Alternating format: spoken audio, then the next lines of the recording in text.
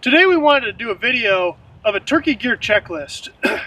We've gotten a lot of comments and questions from people, and we thought it might help for some of the beginner turkey hunters to understand what it is that we take out in the field at a bare minimum, and then some things that we take out as something that we've found is nice to have along the way. So first, we're going to start with the gun. Now, we almost always use a 12 gauge shotgun. This happens to be a Remington 1180 pump action. It's a Remington 870 Super Mag, and don't use headlights in the turkey woods. You can use a 3-inch, you can use a 2 3/4 inch, or you can use a 3.5 inch. Really, that's a matter of preference. We also highly recommend that you get a turkey choke of some sort in order to increase your range when you're turkey hunting. It's very difficult to get turkeys to come into the inside that 30-yard range, and a turkey choke will let you get out there and touch them at about 40 yards. And so we definitely recommend you do that. No matter what gun you use, make sure that you pattern that gun for the shells that you're going to use, and make sure that you know exactly how far you can shoot. And we have video on our channel that shows you exactly how to do that you can check out. The next thing is shells. A lot of times with the shells, we're using a turkey load, so you want to make sure you get a turkey load that's a Magnum turkey load, and then anywhere from 4, 5, or 6 shot in whatever length of shell that you prefer. And then again, patterning those shells is going to be the thing that's going to make sure that you know that you're going to put that bird down. So with that, the next thing we're going to talk about is camo. Now, you can absolutely get away with turkey hunting with just regular camo, but what we've found is a leaf suit, which we both use, is extremely helpful in order to really break up your outline when you're hunting. So what we'll do is we'll actually put our light camo, and depending on how cold it is, we'll layer up, and we'll have a camo layer underneath this, and then we'll throw the leaf suit on over top of it. And with the leaf suit on over top of it, you can basically disappear, and that also includes a leaf face mask. So, and when you're doing that, you also want to have a baseball cap or something on to cover your head. Make sure you don't have anything bright as far as logoing on your hats. I actually have 2 different hats. One with the brighter logo that I will use like deer hunting, but I will not use it for birds. And then this is the hat that I use when I'm turkey hunting because the logo doesn't stick out. It just blends right in. But as far as camo goes, definitely recommend that you wear a leaf suit if you can get one. If not, any sort of camo, as long as you're fully covered from head to toe, including your hands, is going to work for you. So next, let's talk about some of the gear that we use on the hunt. A turkey vest is something that is not necessary, but as you start to accumulate more gear, it becomes very nice to have to carry things into the field with, decoys, calls, all that kind of stuff. This is a Cabela's Tactical Tater 2 turkey vest, and what I like about it is all the pockets are right up front. So if I'm going to put this thing on and be ready to hunt, I put it on and it clips up on a couple different levels. It goes right over top of your stuff, and you can adjust it to make sure that it goes over everything. And when you're hunting, everything is right here for you. It has a seat that comes down in the back so that when you're ready, you can just fold that down and sit right down and be ready to hunt.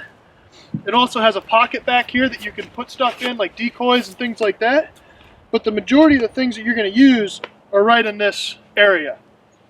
So now let's talk about some of the gear that we use on the hunt, which would be our turkey calls. You're going to want to have at least one type of turkey call, whether it be a box call or a slate call when you're first starting out. Box calls are probably the easiest to use, and here we have our Catskill box call here. The other thing that you can consider is a slate call, and we use a couple different slate calls. This is the Crystal call. It's one of my favorite from Catskill Mountain Calls. It's actually a ceramic, and it's not a true slate, which gives you a little bit of a higher pitched and very pure yelp. And then also I'll have a different Catskill slate call. This is the Mesquite slate call, and it'll provide just a little bit different sound for you. And typically I have 2 to 3 different strikers on me at any given point in time in order to change it up depending on what the turkeys want. This one happens to be a carbon striker. These are very nice for very soft clucks and yelps and purrs when you start getting those birds into close range. And all of this stuff, again, you can see why the turkey vest is nice, is all right in my disposal in one pocket. So now that we've covered the calls, you're going to also want to consider using decoys. Now, decoys are probably one of the most argued tools of the turkey trade. Some people love them, some people hate them. We're somewhere in between. We've been burnt by them before. We've had birds come out, see a decoy, and take off running. And just last year, we had a bird that saw our decoys and committed and came right in and just about attacked our decoys, and we were able to close the distance on one of our biggest birds yet. All we use are typically, for starting out, what I would recommend is you just get something that is relatively cheap. These foam foldable decoys work just fine because they fold up, they flatten right out. You can throw them right into your back and then you're ready to go. And the other thing is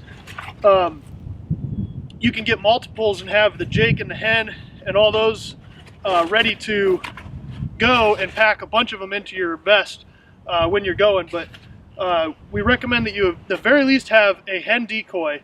If you're going to get any decoy at all to start, get a single hen and use that, because if you have a single hen decoy sitting out there, what will happen is when you're calling, that Tom will come and he'll be looking for a bird. Sometimes if he doesn't see it, he'll hang up. If you have a single hen sitting out there, he might see that bird and come right into you. Really, again, that's where the arguments start coming in. Some will say that the bird will hang up on a hen if he sees it from a long distance, but that's something you're going to have to learn over time as you hunt. But having at least one hen decoy is definitely a good thing to start with when you first start out turkey hunting. We probably put a decoy out, I would say, 80% of the time when we're hunting. Now, lastly, we're getting into the nice to haves, and that would be locator calls. What we have here is a crow call and an owl call. Both of these can be used. The owl call in the morning when you're trying to locate birds on the roost, and you can sometimes get them to open up to you. You go and get them to gobble for you. And then during the day, you can get a crow call to locate a bird, and sometimes they'll gobble to that, so you don't have to call to them and get them used to your calls. You can just throw a crow call at them. Both of those are nice to have, but you definitely don't need them if you're going to start off turkey hunting. That's something that we picked up maybe our second year in as we started to accumulate stuff. So after that, really all you want to do is make sure that you've got a comfortable pair of boots to walk around in. Nothing that's too hot, because you're going to be putting a lot of miles on when you're walking around the turkey woods. And outside of that, it's just a matter of putting the time in. Scouting is going to be critical for you, and learning how the birds go. And once you do that, then hopefully you can start getting some birds on the ground. I hope you liked this video. If you did, hit the like button. Check out some of our other hunting videos, especially our turkey hunting videos, and subscribe to our channel. Thanks for watching.